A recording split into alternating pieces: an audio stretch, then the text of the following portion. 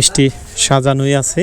এই যে ছানাগুলা মিষ্টির শেপ দিচ্ছে হাত দিয়ে। অবশেষে রোদের ঝিলিক দেখতে পাচ্ছি। বাইক নিয়ে বের হইলেই বৃষ্টি নামে। আর এখন যদিও বৃষ্টির সিজন, বর্ষাকাল চলছে, বৃষ্টি তো হবেই। সুয়াপুর এসে দুইটা স্পটে ঘুরলাম। আমি আবার সবসময় খাদ্যপ্রেমী মানুষ, যে কোনো জায়গায় গেলে ওইখানকার বিখ্যাত কিছু ট্রাই করার চেষ্টা করি। এখানকার নদিয়া চানের বিখ্যাত একটা মিষ্টি আছে, একটু চেখে দেখার শখ হলো।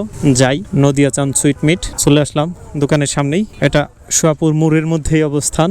ঢাকা আরিচা মহাসড়ক থেকে শ্রীরামপুর বাস স্ট্যান্ড দিয়ে এক রাস্তা, আর এই পাশে নান্নার থেকে আসা যায়। মিষ্টি সাজানোই আছে, একটু দেখে যাই খেয়ে। এই যে ছানাগুলা মিষ্টির শেপ দিচ্ছে হাত দিয়ে, প্রস্তুত হয়ে যাবে আজকেই। খাঁটি ছানা থেকেই এইভাবে মিষ্টি হয়। আর সবসময় নীরব সাহেব বলে যে আমাদের সোয়াপুরের একটা বিখ্যাত মিষ্টি আছে, তবে আমাদের ওইদিকে গেলেও কিন্তু আপনার মিষ্টি মুখ করে ছাড়বো আমি। ডালাতে মিষ্টি সাজানো আছে, রসে টইটম্বুর হয়ে ডুবে আছে মিষ্টিগুলা। হ্যাঁ, কালো জাম দিতে পারেন। হাফ কেজি হয়ে গেছে অলরেডি। 3 জন মানুষ আমরা অল্প একটু পরীক্ষা করে দেখি, কারণ মিষ্টি তো তেমন খাওয়া যায় না।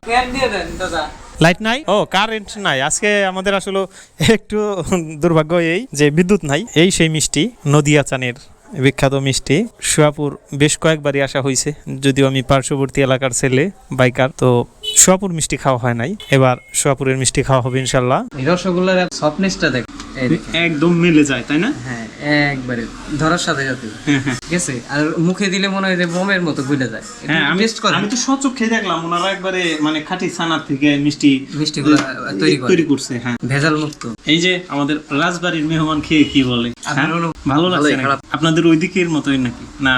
আমাদের ওইদিকে বলতে গেলে আমি বেশি একটা মিষ্টি খাই না আমাদের ওইদিকে। আচ্ছা, নিজের চোখে দেখছি তো। আচ্ছা, ভালো লাগে না। মানে আমাদের যে জামতলার মিষ্টি ওইটা ভালো লাগে না, কিন্তু বাহিরে রাজবাড়ির মিষ্টিটা, আচ্ছা, ওইটার তুলনায় এটা কম্পারিজনে কত দিবেন? না, এটা ভালো আছে। কত দিবেন? 10-এর মধ্যে কত? 7। আচ্ছা, ওইটার তুলনায়। আচ্ছা, যাই হোক, যার যার এলাকায় এক একটা বিখ্যাত জিনিস থাকে, আবার সব মিলিয়ে এক একটার এলাকার এক এক রকম একটা স্বাদের বৈচিত্র্য আছে। কিছু মানুষ লবণ বেশি খায়, কিছু মানুষ লবণ কম। আমি তো কখনো খাবারের সাথে লবণ খাই না এক্সট্রা।